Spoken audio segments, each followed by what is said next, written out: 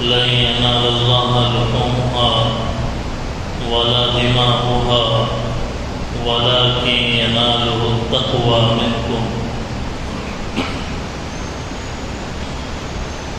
كذلك سخرها لكم لتكبروا الله على ما هداكم وبشر المحسنين صدق الله العلي العظيم. اللهم صل على سيدنا محمد وعلى آل سيدنا محمد وبارك وسلم. اللهم صل على سيدنا محمد وعلى آل سيدنا محمد وبارك وسلم. اللهم صل على سيدنا محمد وعلى آل سيدنا محمد وبارك وسلم. بزرگان محترم، سامعین ذی وقار، ادب اور احترام کے لائق معزز ساتھیوں،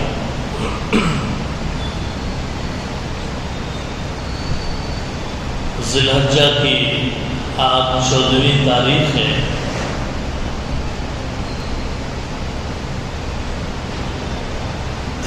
ذی الحج کا مہینہ اسلامی سال کا آخری مہینہ ہے. ابھی 3 دن پہلے ہم لوگ قربانی کے جیسے عظیم واجب کو ادا کر کے فارغ ہوئے ہیں.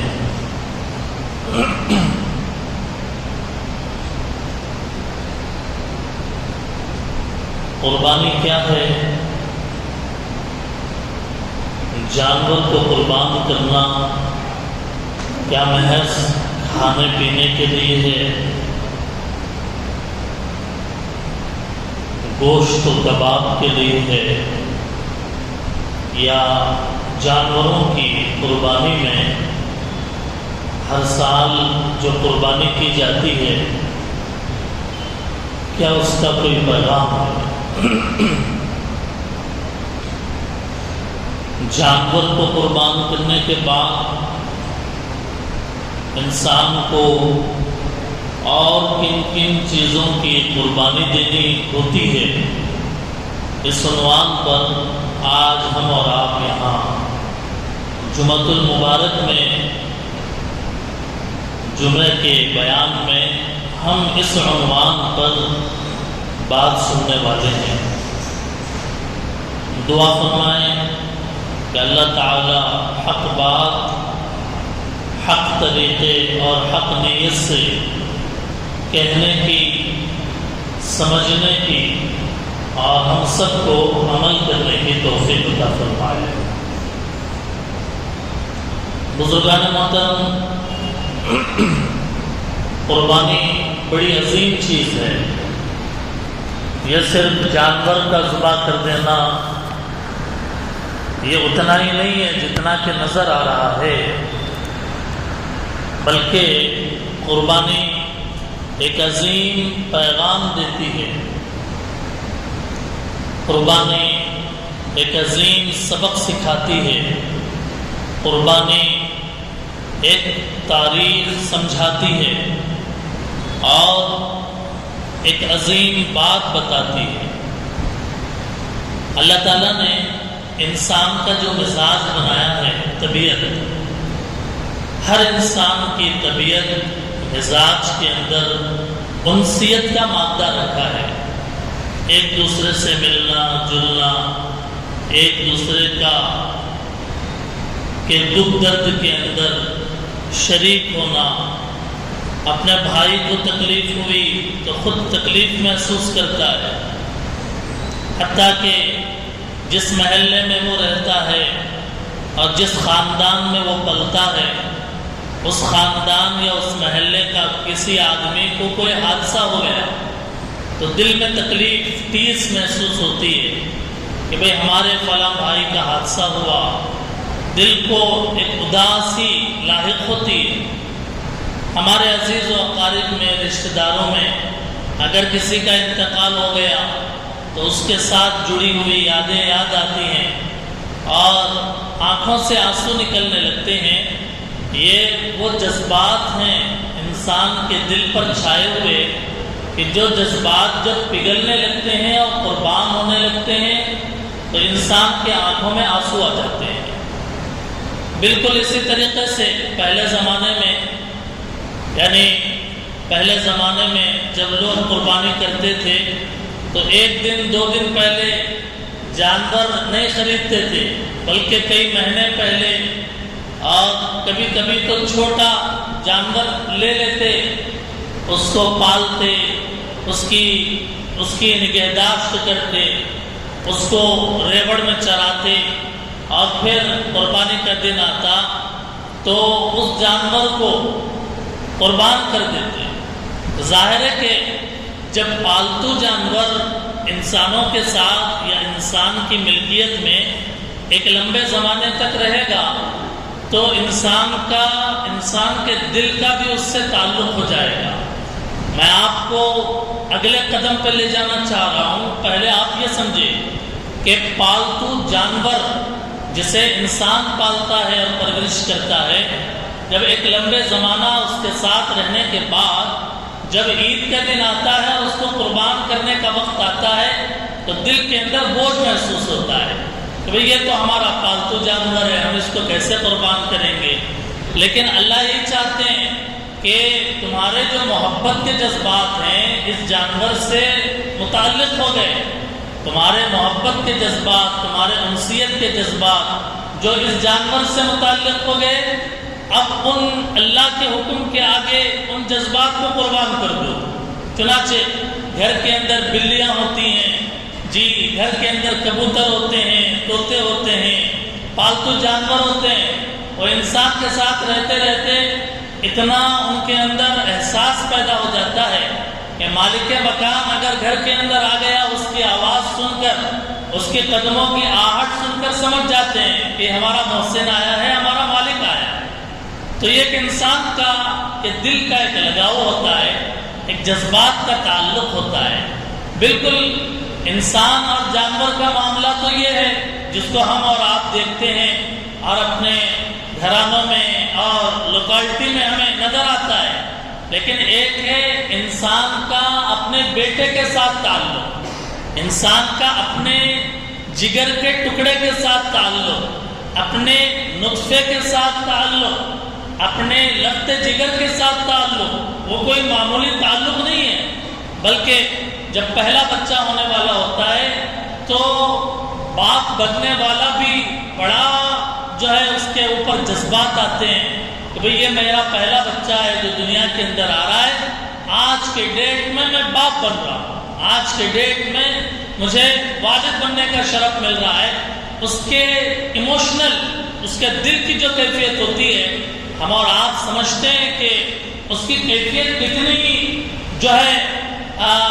اچنبے کی اور متاثر کن ہوتی ہے، حتیٰ کہ اگر کئی سال تک بچہ نہیں ہوا، شادی ہو گئی، 5 سال 10 سال گزر گئے، لوگ اس کو عیب سمجھتے ہیں اور ایک دوسرے کو تانا دیتے ہیں، حالانکہ تانا دینے کی چیز نہیں ہے کہ بھئی شادی ہونے کے بعد بچہ ہونا اللہ کی مرضی پر ہے۔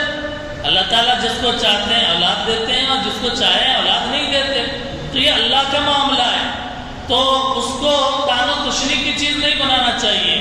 بہرحال شادی ہو گئی، 5 سال 10 سال ہو گئے، 15-20 سال ہو گئے، اولاد نہیں ہوئی۔ اب ایک لمبے زمانے کے بعد جب اولاد ہونے کی بشارت ملی تو ظاہر ہے کتنا وہ ایکسائٹیڈ ہو جائے گا، کتنا اس کے دل کی کیفیت محسوس ہوگی، اس کے چہرے کا رنگ، اس کے پیشانی کے رنگ کیسے بدل جاتا ہے۔ میں آپ کو یہ بات سمجھانا چاہ رہا ہوں کہ قربانی جس نبی کی سنت ہے، حضرت ابراہیم علیہ السلام، وہ قربانی ایک باپ کی تھی، اپنے بیٹے کی قربانی تھی۔ ایک باپ اپنے بیٹے کو قربان کر رہا تھا، اور باپ بھی ایسی عمر میں کہ جب ابتدائی عمر میں اولاد نہیں ہوئی. مفسرین کہتے ہیں کہ 83 سال یا 86 سال، 80 سال یا 84 سال، 84 ایئرس کے بعد جب دل کے اندر ایک خواہش پیدا ہوئی اللہ تعالیٰ مجھے اولاد کی نعمت دے دیں، تو اب اللہ کی جانب سے ان کو بشارت ملی. حضرت ابراہیم علیہ السلام کو عمر کیا ہے؟ 80 سال 84 سال کے بعد. قرآن کریم میں جب فرشتوں نے ابراہیم علیہ السلام کو بشارت سنائی، ابراہیم علیہ السلام یوں، ان کی بیوی ہنسنے لگی. کیا آپ بات کہہ رہے ہیں؟ فرشتوں سے کہنے لگی میں بوڑھی ہو گئی، اب مجھے اولاد ہوگی، یہ کیسی بات بتا رہے ہیں؟ یا ویلتا اَأَلِدُ، کاش کیا مجھے اولاد ہوگی؟ ابراہیم علیہ السلام کی بیوی نے کہا یا ویلتا اَأَلِدُ، مجھے اولاد ہوگی، وَأَنَا عَجُوزٌ، میں بوڑھی ہو گئی، وَهَذَا بَعْلِي شَيْخًا، یہ میرے شوہر ہیں. ابراہیم علیہ السلام کی طرف اشارہ کر کے کہا یہ میرے شوہر ہیں، بوڑھے ہو گئے، اب کیسے اولاد ہوگی؟ فرشتوں نے کہا کیا تم تعجب کرتے ہو اللہ کی رحمت پر؟ کیا تمہیں تعجب ہے اللہ کے حکم پر؟ کیا تمہیں یہ بات بہت مشکل معلوم ہو رہی ہے؟ یہ اللہ کی رحمت ہے، اللہ کی برکت ہے تمہارے اوپر، اللہ تعالیٰ یہ تمہیں نواز رہے ہیں. اب آپ اندازہ لگائیے کہ ایک انسان جو ہمارے زمانے کا ہے، اس کا تعلق اپنے پالتو جانور سے زیادہ اور اپنے محلے میں رہنے والے بھائی سے بڑا گہرا اور اپنے خاندان کے آدمی سے بڑا گہرا، ان سب تعلقات سے بڑا گہرا مضبوط تعلق ہے ایک باپ کا اپنے بیٹے کے ساتھ، ایک باپ کا اپنے بیٹے کے ساتھ. اور باپ بھی جس کو اولاد ملی ہو 80 سال میں، 84 سال میں جسے اولاد ملی ہو، اس کے دل کی کنڈیشن کیا ہوگی، اس کے محبت کے جذبات کیا ہوں گے. جب پیدا ہوئے اسماعیل علیہ السلام، اللہ کی طرف سے حکم آیا کہ اپنے بیٹے اسماعیل کو اور بی بی ہاجر کو لے کر وہ پہاڑوں کے اندر جہاں کوئی پانی نہیں، جہاں کوئی جھاڑ نہیں، کوئی درخت نہیں، جہاں رہنے کے لیے کوئی انتظام نہیں، وہاں رہنا ہے. یہ کتنا سخت امتحان تھا. بچے کی پیدائش کے بعد میں بچے کو، بچے کی ماں کو سب سے زیادہ ضرورت اس کے بچے کے باپ کی ہوتی ہے، اس کے ضروریات کی ہوتی ہے، اس کے دودھ کے انتظام کی ہوتی ہے، اس کی پرورش کی ہوتی ہے، اس کے کپڑے کی ہوتی ہے. لیکن یہ دیکھو ابراہیم علیہ السلام کا امتحان ایسے لیا جا رہا ہے کہ جس کو قرآن میں کہا گیا کہ بیٹے اسماعیل اور بی بی ہاجر کو انہوں نے ایک وادی سنگلاخ میں، جہاں پہ آج خانہ کعبہ ہے، آج تو آباد ہے، اس وقت آباد نہیں تھا. آج تو خانہ کعبہ بنا ہوا ہے، اس وقت خانہ کعبہ بنا ہوا نہیں تھا، عمارتیں نہیں تھی وہاں پہ. صفا پہاڑی، ننگی پہاڑی، مروہ پہاڑی اور صفا مروہ خانہ کعبہ کا وہ بنیادیں جو ختم ہو گئی تھی اور اس کے اوپر کوئی عمارت نہیں بنی ہوئی تھی، اس جگہ پر چھوڑ کر ابراہیم اپنے بیٹے اسماعیل کو چھوڑ کر چلے گئے محض اللہ کی ذات پہ بھروسہ کرتے ہوئے. پیغام یہ ہے اللہ پر ہر حال میں، مصیبتوں میں، پریشانیوں میں، تکلیفوں میں، ٹینشنوں میں اور پیسہ ختم ہو جانے پہ، طبیعت خراب ہونے پر، ہر وقت میں اللہ کی ذات پہ بھروسہ رکھو. ابراہیم علیہ السلام کا یہ واقعہ پیغام دے رہا ہے. چھوڑ کر چلے گئے، بیوی بچے بھی سمجھ گئے کہ یہ اللہ کا حکم ہوگا، اسی لیے چھوڑ کر گئے ہوں گے. اور وہیں پہ اسماعیل علیہ السلام بڑے ہوئے، بھاگنے لگے، دوڑنے لگے. جب بڑے ہوئے تو خانہ کعبہ کی تعمیر بھی ابراہیم علیہ السلام نے اور اسماعیل علیہ السلام نے مل کر کی.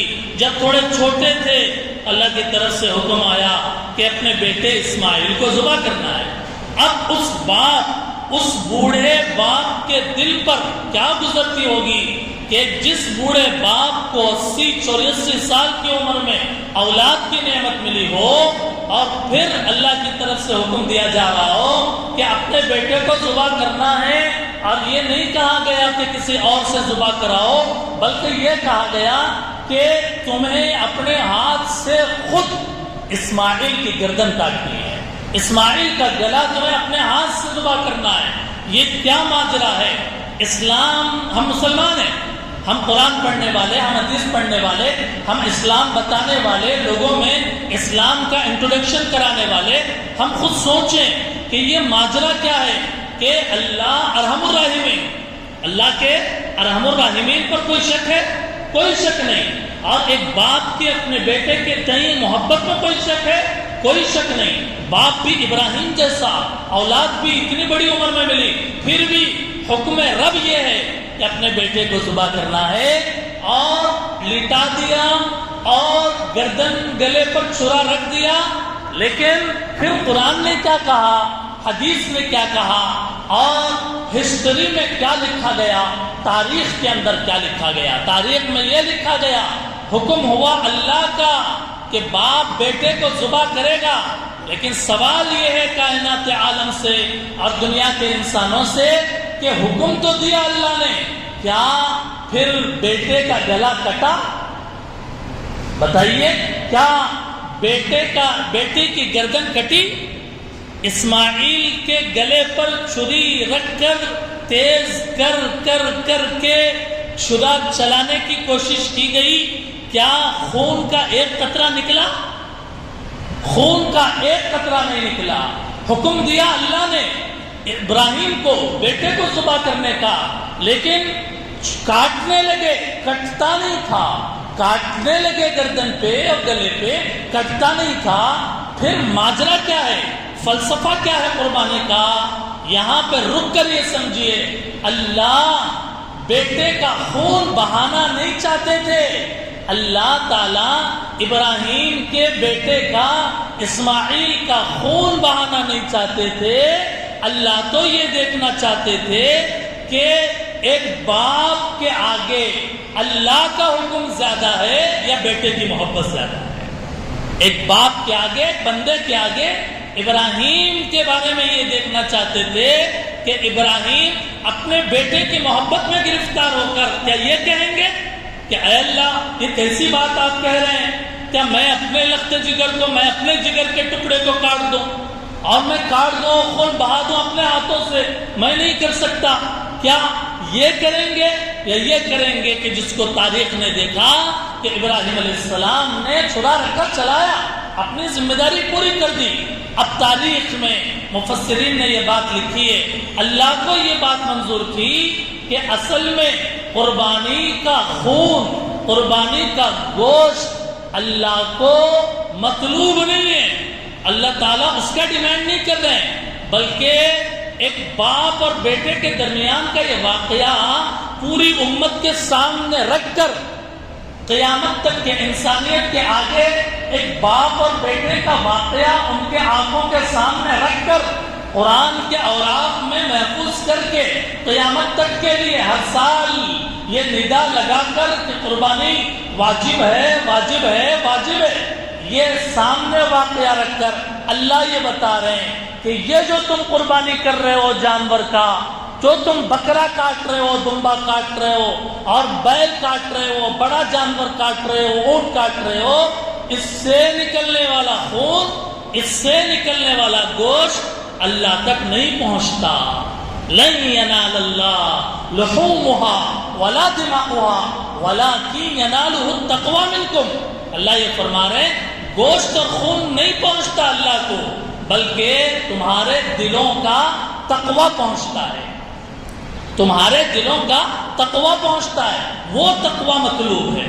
وہ جانور کو قربان کرنے کے ذریعے سے یہ خون اور یہ بسم اللہ یہ اللہ اکبر کے بعد کا گوشت یہ اللہ کے پاس نہیں پہنچ رہا۔ یعنی ایسا نہیں ہے کہ وہ گوشت کی پوٹلی بنا کر ہم جو ہے کسی جگہ لے جا کر اللہ کے حوالے کر رہے ہوں اور اللہ کے قدموں میں رکھ رہے ہوں، اے اللہ یہ قربانی ہے، یہ آپ کے لیے ہے، ہم اس میں سے ایک نہیں۔ اللہ فرما رہے ہیں کہ یہ جو پروسیس ہے اس کا مقصد یہ نہیں ہے کہ خون، اس کا مقصد یہ نہیں ہے کہ جو ہے گوشت، بلکہ اس کا مقصد یہ ہے کہ تمہارے دل کے اندر اللہ کا حکم زیادہ ہو جائے، جانور سے زیادہ اور جانور کے جان سے زیادہ، بلکہ اپنی جان سے بھی زیادہ اگر تمہیں کوئی چیز عزیز جان ہو وہ اللہ کا حکم ہونا چاہیے۔ اسی لیے یہ قربانی کا واقعہ رکھ کر اور لیکن صورتحال یہ ہے کہ آج قربانی سے ایک دن پہلے جانور خرید لیا، پہلے دن، دوسرے دن، تیسرے دن جانور ذبح کر دیا، بات ختم۔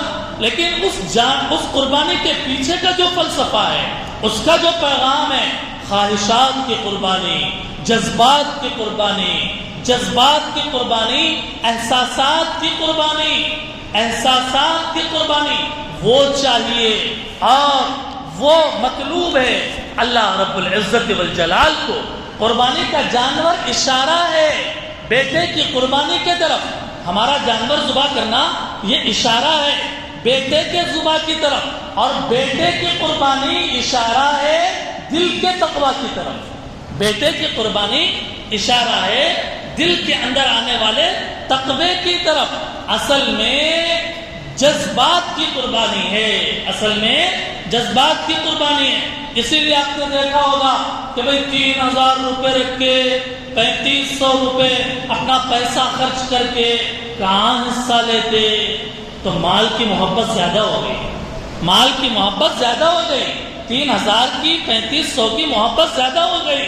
10,000 رکھ کے 15,000 رکھ کے بکرا دمبا کہاں لیتے، کہاں ذبح کرتے؟ پتہ چلا جذبات قربان نہیں ہو رہے، جذبات قربان نہیں ہو رہے، بلکہ دنیا دل کے قریب ہے، اللہ کا حکم پیچھے۔ دنیا دل سے قریب آ گئی کہ 3000 3500 بالکل دل کے قریب آ گئے اور اللہ کا حکم پیچھے چلا گیا۔ حالانکہ اس کے اندر جذبات کی قربانی دینی اصل میں مقصود تھی۔ زکوٰۃ کے اندر انسان اپنا مال خرچ کرتا ہے۔ بہت سارے لوگ زکوٰۃ نہیں دیتے، لاکھ روپے میں 2500 کہاں سے نکالیں گے؟ نہیں نکالتے زکوٰۃ۔ کیوں؟ مال کی محبت زیادہ ہے، زکوٰۃ نہیں نکل رہی۔ روزہ رکھنے کے لیے تیار نہیں ہے، کیوں؟ اس لیے کہ جسم تھکے گا اور پیٹ پہ بھوک لگے گی، خواہشات کچلے جائیں گے، اس لیے روزہ نہیں رکھتے۔ تو جسم کی قربانی نہیں دے رہے، خواہشات کی قربانی نہیں دے رہے، جان کی قربانی نہیں دے رہے۔ حج ہے، حج کے اندر مال بھی لگتا ہے، 4 لاکھ روپے، 7 لاکھ روپے گورنمنٹ اور پرائیویٹ سے الگ الگ ریٹس کے حساب سے، 4 لاکھ 7-8 لاکھ روپے اپنے خون پسینے کی گاڑی کمائی ہم ایک جرنی پر کیسے خرچ کر دیں؟ حالانکہ اس کے پیچھے کا فلسفہ نہیں دیکھا کہ دیوانہ وار احرام کا کپڑا پہن کر خانہ کعبہ کا چکر لگانے میں جو مزہ ہے وہ مزہ دنیا کی کسی چیز میں نہیں ہے۔ یہ انسان نے قربانی کو نہیں سمجھا، جذبات کی قربانی، مال کی قربانی۔ اللہ کا حکم زیادہ ہو اور باقی ساری چیزیں، انسان کی آرام، انسان کا عیش، انسان کا سکون، انسان کا جو سب راحتیں پیچھے، اللہ کا حکم سب سے آگے۔ نماز کے اندر بھی تو یہی ہے کہ قربانی، جذبات کی قربانی، اوقات کی قربانی۔ روزہ تو سال میں 1 مرتبہ فرض ہے، حج زندگی میں 1 مرتبہ فرض ہے، زکوٰۃ سال میں 1 مرتبہ صاحب استطاعت پر فرض ہے۔ سب سے بڑی قربانی نماز کی قربانی ہے، سب سے بڑی قربانی نماز کی قربانی ہے۔ یہ ایک صاحب قربانی کے موقع پہ تو 20 ہزار کا جانور خرید رہے ہیں اور جو ہے ذبح کر رہے ہیں، اور گوشت بھی کاٹا جا رہا ہے، دھوپ میں بھی سکھایا جا رہا ہے، اچار بھی ڈالا جا رہا ہے، قربانی کے پیغام کو بھلا دیا اور سال بھر جو ہے نمازیں بھی چھوڑ دیا۔ اصل قربانی کا جو پیغام ہے، جذبات کی قربانی، وہ اصل ہے، نماز ہے۔ تھوڑے تھوڑے وقت پہ نماز کو اللہ نے رکھا ہے۔ روزہ، زکوٰۃ، حج یہ وقفے سے سال میں 1 بار ہے، لیکن نماز کا مسئلہ ایسا ہے کہ صبح اٹھے بستر سے سوئے بستر تک 5 ٹائم نماز پڑھنا، اپنے اوقات کی قربانی دینا، اپنے آرام کی قربانی دینا ضروری ہے۔ اسی لیے قرآن میں کہا نماز پڑھنا ہر ایک کے بس کی بات نہیں ہے، یہ مشقت والی ہے۔ نماز پڑھنا لوگوں پر بھاری اور مشکل ہے، ہاں سوائے ان لوگوں کے جو اللہ سے ڈرتے ہیں۔ اللہ کا ڈر جن دلوں کے اندر ہوگا ان کے لیے نماز پڑھنا مشکل نہیں ہوگا۔ آج جائزہ لیجئے کتنے لوگ اپنے اوقات کی قربانی دے رہے ہیں۔ فجر کی نماز میں میٹھی نیند کو چھوڑنے کی قربانی، یہ جانور کی قربانی تو ہو گئی، لیکن اس کے پیچھے جو اصل ہے جذبات کی قربانی، اوقات کی قربانی، مصروفیات کی قربانی، آرام کی قربانی، وہ ہم سے ہو رہی ہے یا نہیں ہو رہی ہے، ہمیں دیکھنا ہے کہ فجر کی نماز میں میٹھی نیند کو چھوڑنا ہے۔ رات میں 2-3 بجے اگر سوئیں تو کتنی گہری نیند ہوتی ہے فجر کے وقت میں، اب اس کو چھوڑنا بڑا مشکل ہے، اور اس کو قربان کرنا، اور نرم بستروں کو اور ایئر کنڈیشن کو چھوڑنا کتنا مشکل ہے، سخت گرمی میں، سخت سردی میں باہر آنا کتنا مشکل ہے۔ تو دل کے اندر اللہ تعالیٰ قربانی کے جانور کو قربان کرنے کے ذریعے سے یہ پیغام دے رہے ہیں کہ اصل میں اللہ کے حکم کے آگے اپنی ہر چیز قربان کر دو، اپنی ہر چیز قربان کر دو۔ آج جائزہ لیا جائے کتنے لوگ ہیں مسلم کمیونٹی میں، مسلم معاشرے میں، سوسائٹی میں کہ جو نمازی ہیں، نماز پڑھنے والے ہیں، بہت سارے دیندار بھی جو نمازی سمجھے جاتے ہیں، نمازی کہے جاتے ہیں، وہ بھی کبھی کبھی مصروفیات کا بہانہ بنا کر جماعت سے نماز ادا کرنے کے بجائے تنہا نماز پڑھ لیتے ہیں۔ یعنی یہ ان لوگوں کی بات جو نمازی ہیں، نماز پڑھتے رہتے ہیں، لیکن مصروفیات کا بہانہ بنا کر جو ہے نماز جماعت کی چھوڑ دیتے ہیں۔ ایسے لوگ اپنے اوقات اور اپنی مصروفیات کی قربانی نہیں دے رہے۔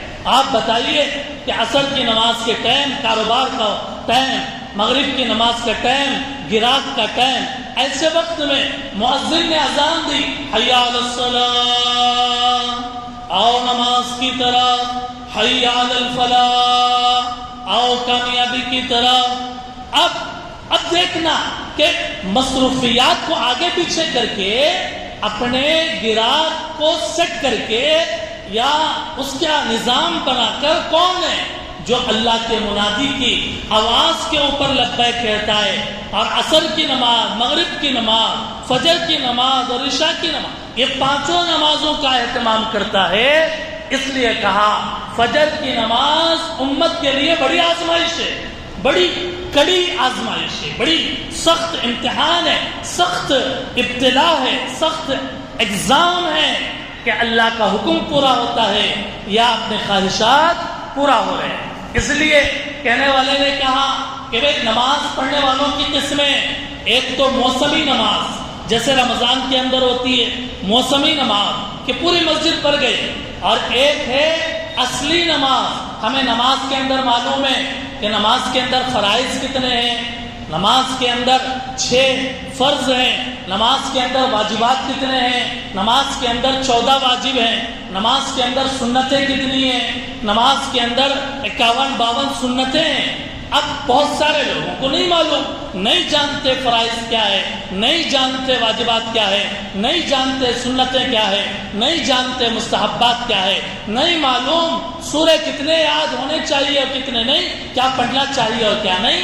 دوستو اور بزرگوں، اگر یہ فرائض، واجبات، سنت اور مستحبات کا ہمیں علم حاصل ہو جائے، یہ اصلی نماز ہے۔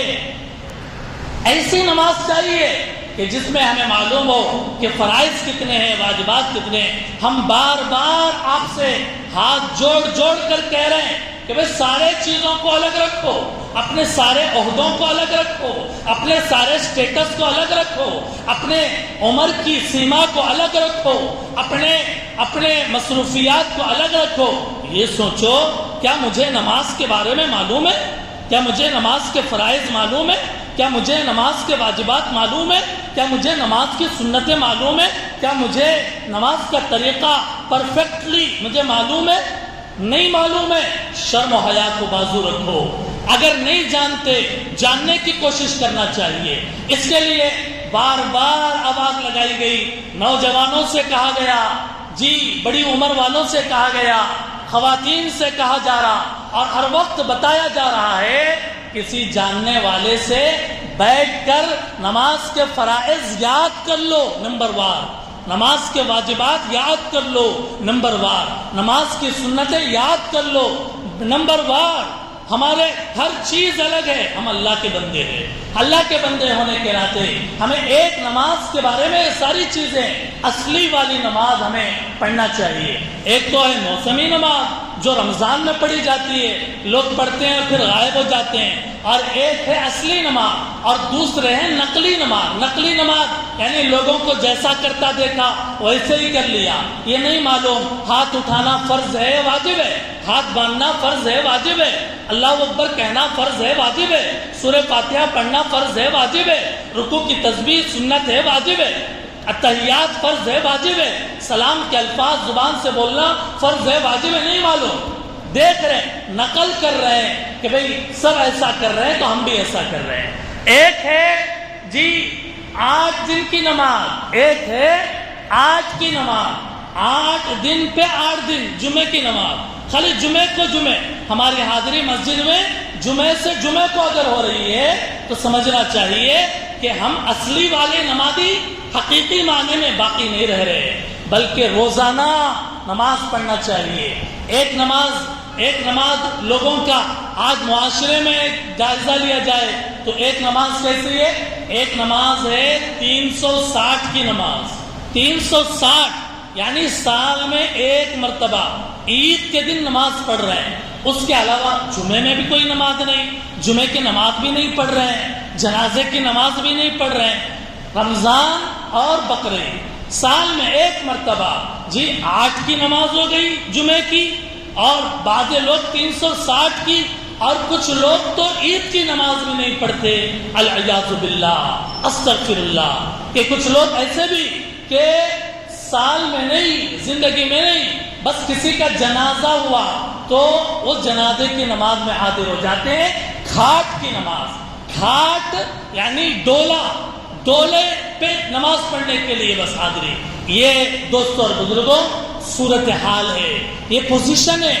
ہمارے پورے مسلم برادری پر نظر ڈالیں گے، بہت سارے لوگ اصلی والے ہیں نمازی، جیسے آپ حضرات ہیں ماشاءاللہ سے، جی جمعہ بھی نماز پڑھتے ہیں اور دوسرے دنوں میں بھی نماز پڑھتے ہیں، لیکن ہمیں فکر کرنا ہے کہ ہمارے اڑوس پڑوس اور ہمارے محلے میں بہت سارے ایسے بھی لوگ ہوں گے کہ جو مسجد آتے ہی نہیں، صرف عید کی نماز پڑھنے کے لیے آتے ہیں، یا صرف جمعے کی نماز کے لیے آتے ہیں، یا صرف جنازے کی نماز کے لیے آتے ہیں۔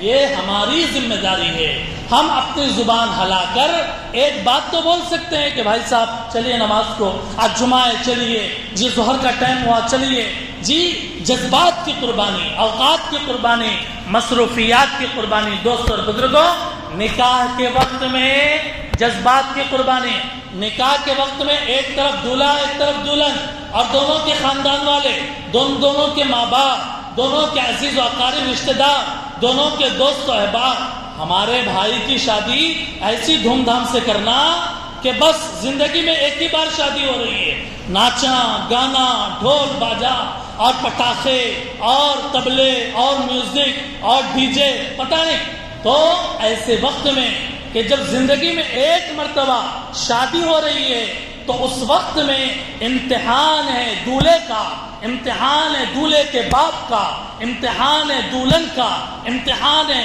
دلہن کے ماں باپ کا، دونوں کے خاندان والوں کا، اور ذمہ دار ہونے کے ناطے ان کا، کہ یہ نکاح جیسی عبادت کے ساتھ مذاق کرتے ہیں، نکاح جیسی عبادت کے ساتھ ڈھول لگائیں گے، نکاح جیسی عبادت کے ساتھ اپنے خواہشات کو پورا کریں گے، یا خواہشات کی قربانی دیں گے، جذبات کی قربانی دیں گے، اور دنیاوی جی کھیل تماشے کے بجائے نکاح سنت کے مطابق کریں گے، جیسے ہمارے نبی نکاح کرتے تھے، اور جو نکاح کا مسنون طریقہ ہے، آئندہ اللہ تعالیٰ کبھی توفیق عطا فرمائے، نکاح سنت کے مطابق کیسے کریں، اس عنوان پر ہم بیان کریں گے انشاءاللہ۔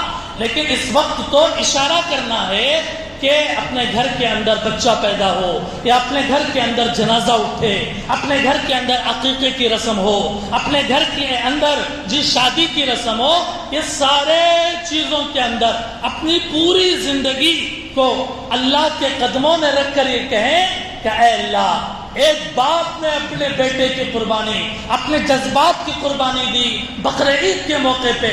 اے اللہ، ہم یہ ارادہ کرتے ہیں کہ اپنی پوری زندگی آپ کے قدموں میں ہے اللہ، آپ کے رسول کے در پر ہے اللہ، ہم آپ کے حکم کے مطابق اپنی زندگی گزاریں گے، آپ کے حکم کے مطابق ہم جئیں گے، آپ کے حکم کے مطابق ہم اپنے معاملات کریں گے، اپنے معاشرت گزاریں گے، آپ کے حکم کے مطابق اپنی خوشی بھی منائیں گے، آپ ہی کے حکم کے مطابق اے اللہ ہم اپنے غمی بھی منائیں گے۔ تبھی یہ کہہ دیں کہ دنیا پوری اگر خفا ہو جائے اور ناراض ہو جائے اور ایک طرف اللہ راضی ہو، اللہ کو راضی کرنے کی کوشش کریں، اللہ کو راضی کرنے کی کوشش کریں۔ مخلوق اگر ہمارے کسی عمل سے ناراض ہوتی ہے کوئی پرواہ نہیں، اللہ ناراض نہیں ہونا چاہیے، اللہ کا حکم نہیں ٹوٹنا چاہیے، نبی کی سنت نہیں ٹوٹنی چاہیے۔ اسی لیے شاعر نے کہا توحید تو یہ ہے کہ خدا حشر میں کہہ دے، توحید تو یہ ہے کہ خدا حشر میں کہہ دے یہ بندہ دو عالم سے خفا میرے لیے ہے، یہ بندہ دو عالم سے خفا میرے لیے ہے۔ دوستوں اور بزرگوں، اور بھی بہت ساری باتیں قربانی کے تعلق سے اور قربانی کے پیغام کے تعلق سے کہنے کی تھی اور عرض کرنے کی تھی، وقت اجازت نہیں دیتا۔ ہم اپنے جانوروں کو قربان کر کے فارغ ہو چکے ہیں، اب یہ عہد کریں اے اللہ، ابراہیم علیہ السلام نے اپنے بیٹے کی محبت کے جذبات کو آپ کے قدموں میں اے اللہ ڈال دیا اور آپ کی محبت کے جھنڈے کو اونچا کر دیا۔ اے اللہ، ہم بھی اپنی زندگی میں آپ کے ہر حکم کو بجا لائیں گے، اپنے جذبات کو قربان کرنا پڑے جذبات کو قربان کریں گے، اپنے خواہشات کو قربان کرنا پڑے خواہشات کو قربان کریں گے۔ اے اللہ، دنیا ناراض ہوتی ہو تو ہو، لیکن آپ ناراض نہیں ہونا چاہیے، آپ راضی رہیں، اور دنیا اگر ناراض ہو جائے ہمیں کوئی پرواہ نہیں ہے۔ یہی بات ہے جو رسول اللہ صلی اللہ علیہ وسلم نے طائف سے واپسی کے سفر پر کہا، یہ پورے طائف کے لوگ میرے دشمن ہو گئے، لیکن اے اللہ آپ اگر مجھ سے ناراض نہیں ہیں مجھے کوئی پرواہ نہیں، ان کی مجھے کوئی پرواہ نہیں، آپ راضی رہیں، بس اسی کے اندر میری دنیا کی کامیابی بھی ہے اور آخرت کی کامیابی بھی ہے۔ اللہ سے دعا فرمائیں کہ اللہ تعالی ہمیں جانوروں کی قربانی کے بعد قربانی کے اصلی پیغام اور اس کے حقیقت کو سمجھنے کی توفیق عطا فرمائیں اور اس کے تقاضوں پر عمل کرنے کی توفیق عطا فرمائیں۔ شاعر نے کہا بڑے موذی کو مارا نفس امارہ کو گر مارا، بڑے موذی کو مارا نفس امارہ کو گر مارا، نہنگ اژدہا شیر نر مارا تو کیا مارا۔ وآخر دعوانا ان الحمد للہ رب العالمین۔